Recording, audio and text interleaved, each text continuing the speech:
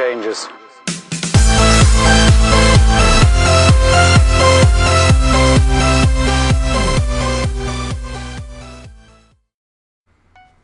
Hello everybody, my name is Laprasalex, and welcome back to another video here on the Mineplex server. Today we're just gonna play some dragons, which I guess last time I played this was back over the summer when I had my talk with you guys about, Minorama, and I guess this is the game I like to play when I'm just talking to you about things.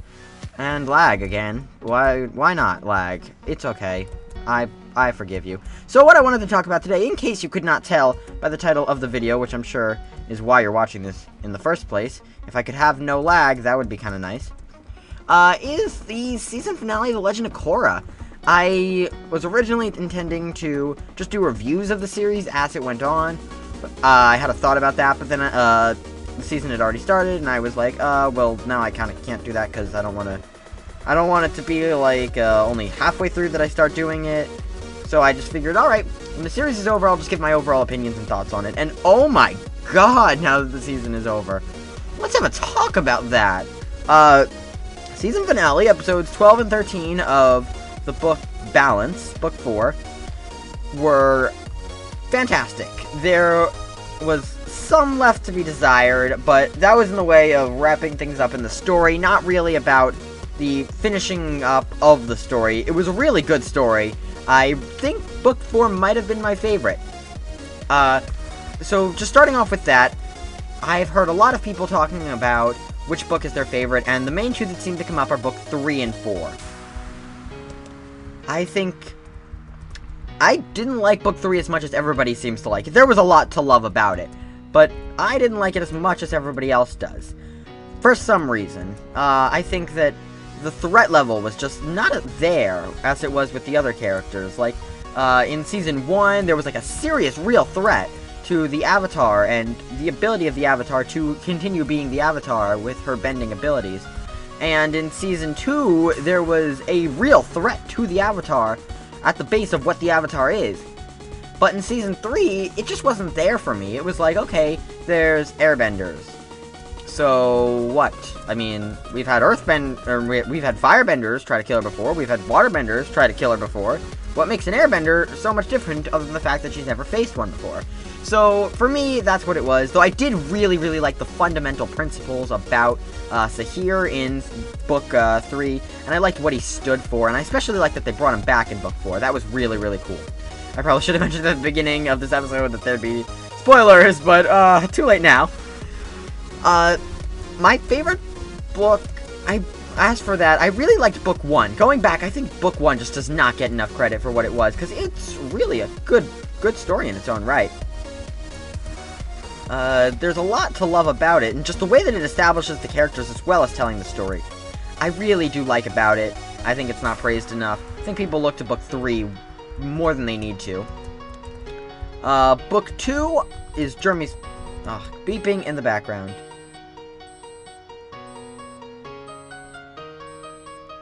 Well, that happened. As I try to get back into a game of dragons, let's keep talking about it. So, goddammit beeping, where's the beeping coming from? I hope you don't hear that. There's just this beeping, I think from my watch. It has an alarm set for 8:30, and it's 8:30 right now. What do you know? Yeah. Book 2 is Jeremy's favorite book. He actually hasn't seen all the stuff. He wasn't around when book 3 came out over the summer, so he didn't watch it at the time. Now he can't find it anywhere, and he doesn't want to skip to book 4, because obviously he doesn't want to skip a book. Why would he do that? Spoilers and stuff, you know? So, he's, out of the first 2 books, he likes book 2 the best. And I really like book 2 a lot. Once it gets good, I think everybody can agree on book 2, that it took so long to get started. Book 2 was, like, too slow in the beginning. Once it got started, I thought the action was just there all the way through. It was really, really good. Amon was fantastic as a villain, at the end of his, like, reign of terror, when he was the Dark Avatar. I thought it attacked the Avatar, the fundamental principles of what the Avatar is, and challenged the basis for the Avatar existing on the fact that there can also be a dark counterbalance to what the Avatar is. And I am lagging like there's no tomorrow. Bring it on, baby. I'll still win. Somehow, I'm sure. I'm up here now. Hello, everybody. I'm here. Don't worry, everybody. I made it. I'm here. Let's go up there. Yeah, that'll be good.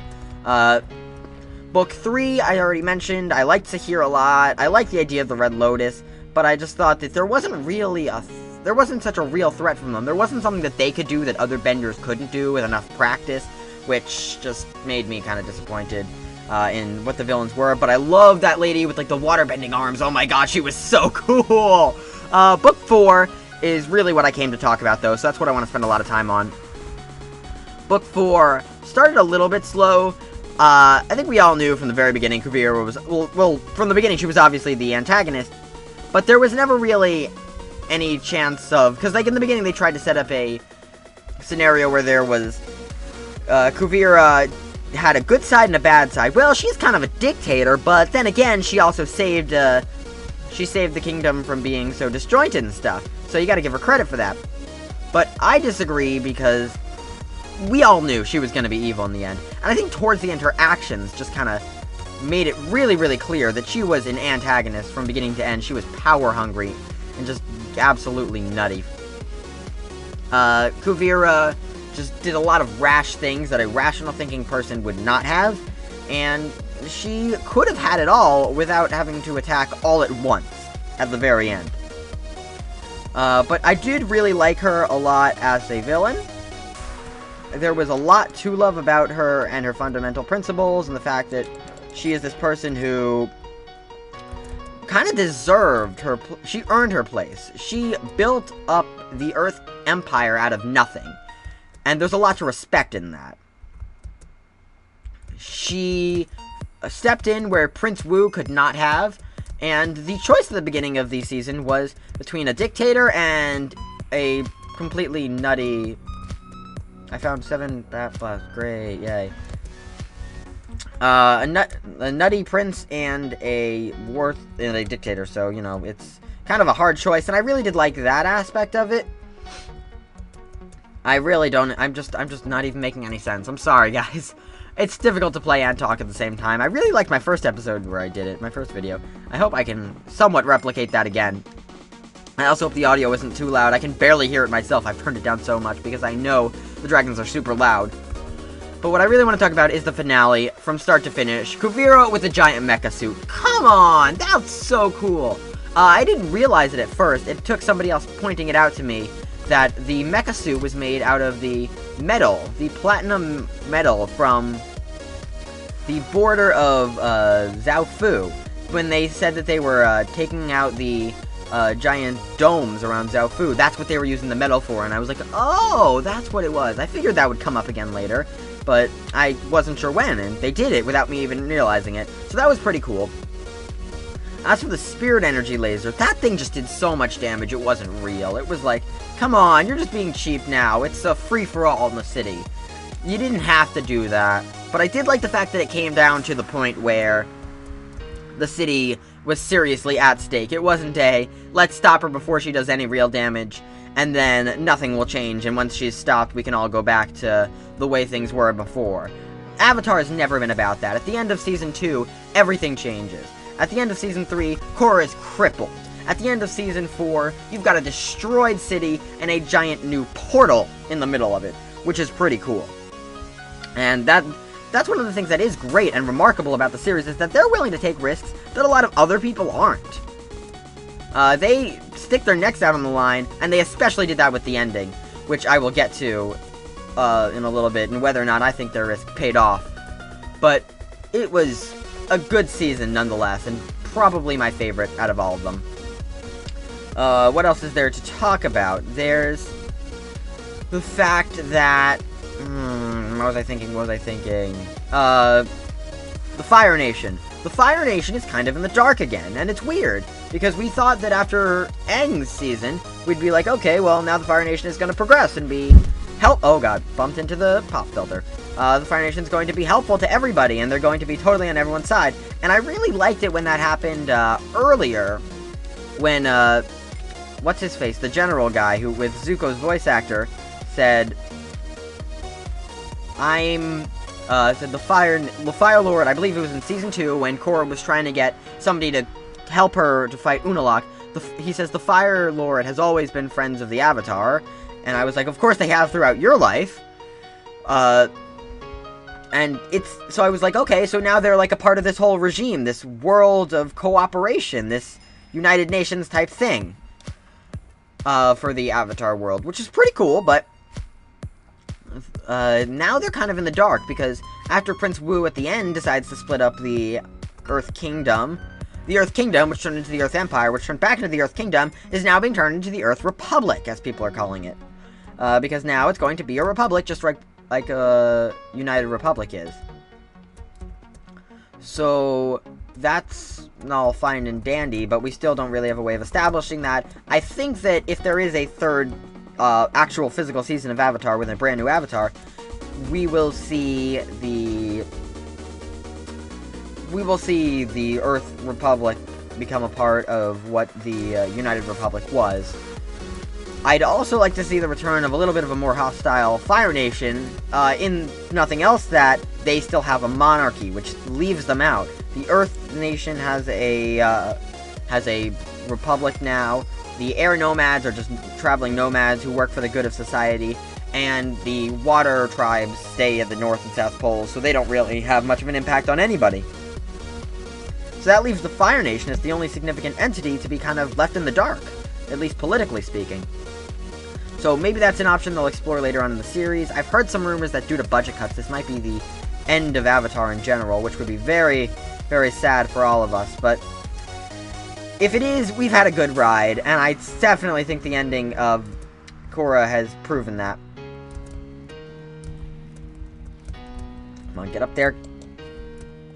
Yeah, I'm up here. Woo! Oh my god, my voice is shot. Wow! What else is there to say? I really like the comic relief. I loved, Varric and Julie. Of course they were gonna be together in the end, but the way that they made fun of themselves and just milked the do the thing for all it was worth, that I cannot praise enough. That was fantastic. Like, when Varric proposes, he says, "Will you do the thing for the rest of our lives?" Come on, that was perfect! And you know it was. You know that that was so perfect. I just really hope that they do the thing for the rest of their lives together and that they're happy together.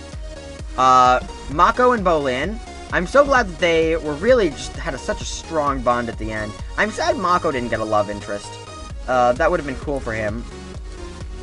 But, I guess he's had more than his fair share throughout the series, so it's a give and take. Sorry, Mako. Bolin gets Opal, which is really nice for him.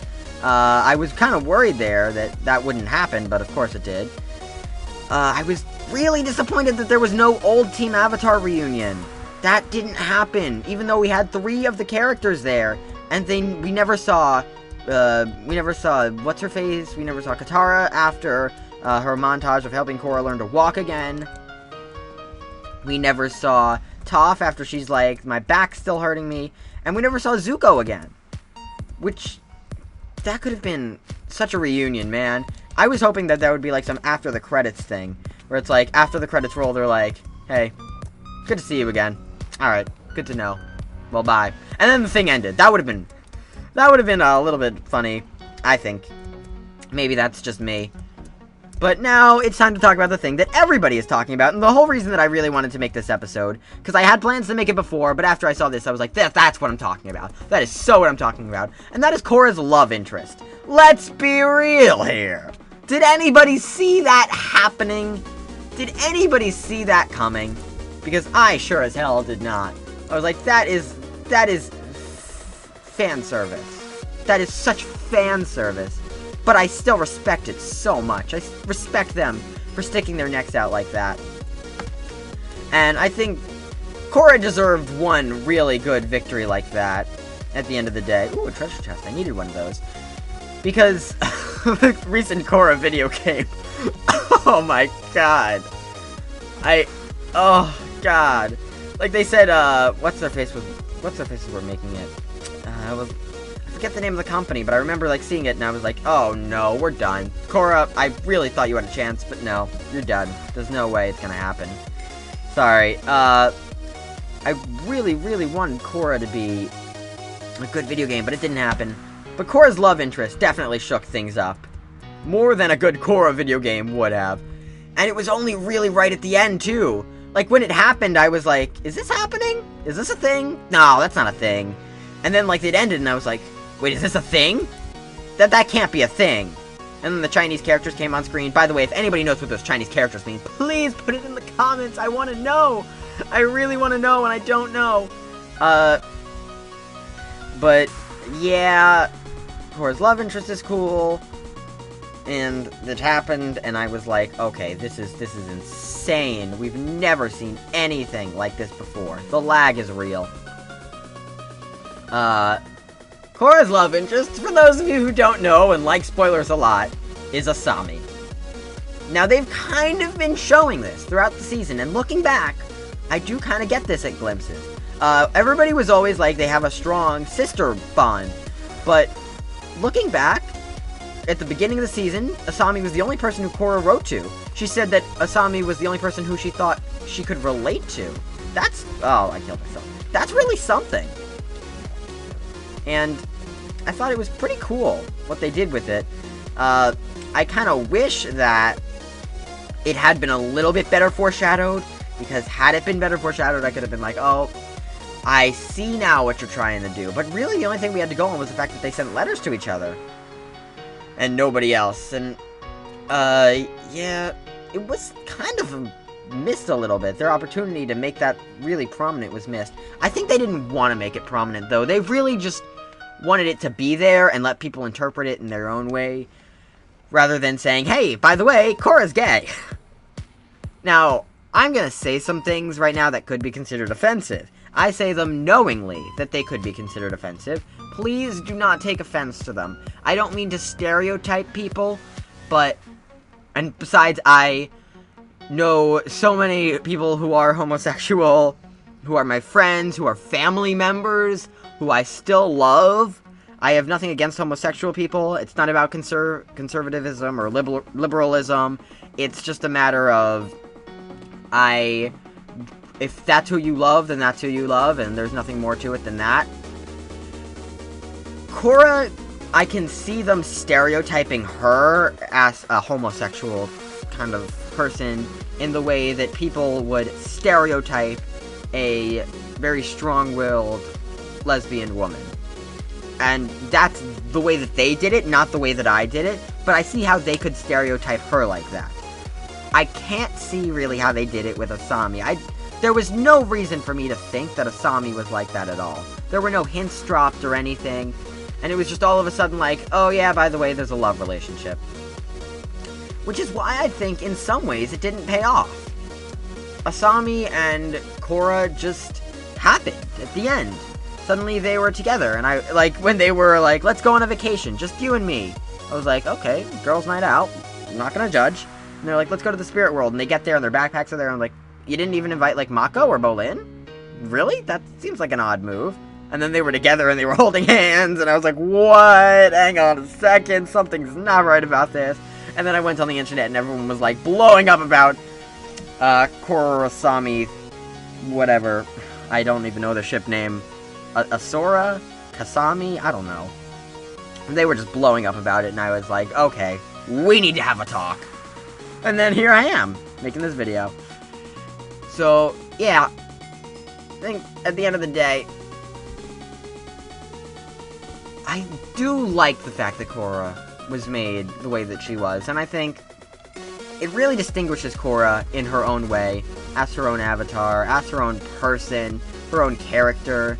I love what they did with it, and that's really just what matters in the end. That Korra was her own person to the very end. For the death in the episode, Asami's father, I didn't see it coming. I anticipated that somebody would die, but what I thought would happen was it was going to be one of the twins, one of the Beifong twins was going to die, and that was going to make Batar Jr. realize that he screwed up horribly, and he was like, oh no, I've done this to my own family, let me help you, in screwing up Kuvira's life. But that's not what happened. It was Asami's father. I thought the sacrifice was a little bit in vain, if you ask me. I was like, you know, you could have hit that eject button too, and just the machine would have done it for you. So, you know, I guess, sure, why not? He'll be the sacrifice for the good of the episode. I was happy to see him come back. I wish he played a little more of a fundamental role in the series, and that his coming back had been foreshadowed a little bit better. But, and we also, Lin breaks him out of the prison and is like, I figured we could need all the geniuses we could get. And I was like, okay, what about the other prisoners? Did you just leave them there? Were they evacuated? And if they were evacuated, why wasn't this guy evacuated? That's kind of a dark spot, especially when Kuvira's got her troops out scouting the whole city. So I thought that was kind of a missing detail. And speaking of missing details, here's the thing I was the most upset about, and that was Kuvira. Kuvira had such an interesting role throughout the series as a dictator, power-hungry, and you never really knew what her motives were besides grabbing more power, and I really hoped that she'd be better explained, especially towards the end, so it wasn't just a, she's power-mad, and that's the best thing we're going to tell you about this series. I am lagging horribly. And that's the only thing we're going to tell you about her character, and you're going to have to interpret from there why she decides to take over the entire world. And in the end, that's really all we had to go on. I did like at the end where Korra was like, oh, my poison illness made me compassionate to other people. That I really liked, and I liked how it made it compassionate to Kuvira as well. And I liked Kuvira being like, oh, I was abandoned, and it was her tragic backstory. Oh my god, get away from me. Oh, that person's arrow just saved me. No, it didn't. No, it didn't. I'm up. I'm out. I'm out. I'm out-io. Here we go. There we go. And I'm dead again. Oh, no, I'm not. What do you know? I liked that part of the story. I thought it was a good use of Kuvira's backstory, but I thought her giving up at the end was a little awkward. It was like, okay, I surrender to you, even though I've got mecha tanks here. I can still get away with everything I want, and yeah, okay, fine, Korra, we're, oh my god. Oh, fine, Korra, we're the same. That doesn't change the fact that I'm still a power-hungry dictator who wants to take over the Earth Empire. I still want land. I'm still an asshole. So, you know, why are you... God, I can't win a game today. I've come in second place like 3 times. So, why give up? Like, was there something that was done that made her say, I'm giving up? Like, wow, you were right, Korra, from the very beginning? I need to give up? Right now? I didn't think there was, and that kind of disappointed me a little bit about Kuvira. But other than that, I think that's it. I think that's all we're gonna talk about for today. I think that's all there was to say. At least, my thoughts for the finale. I really enjoyed it. If you did too, be sure to leave a like, go watch the episode again, because it was freaking awesome. If you really like this review, I guess, type thing, be sure to tell me in the comments section below. Maybe I'll do something like this again for some other series or something. Let's end this off with opening up a treasure chest. Why not? Let's buy this. And treasure chest. Yeah, why not? So, thank you all for watching. I hope you've all enjoyed. Leave the likes, the subscribbles. I really do appreciate it a lot, despite the lag. This was just a talking video. And, yeah. Thank you all for watching. It's been great. It's been fun. It's been real fun. And I'll see you all later. Bye-bye, everybody. Grandson of Rampsgay. Now, what gender are you? I love it. Rampsgay. What gender are you? It is a thing. But not just anything. You can wear it on your face. And then go around and tell everybody, hey, you know what this thing is on my face? It's another episode of Skyblock.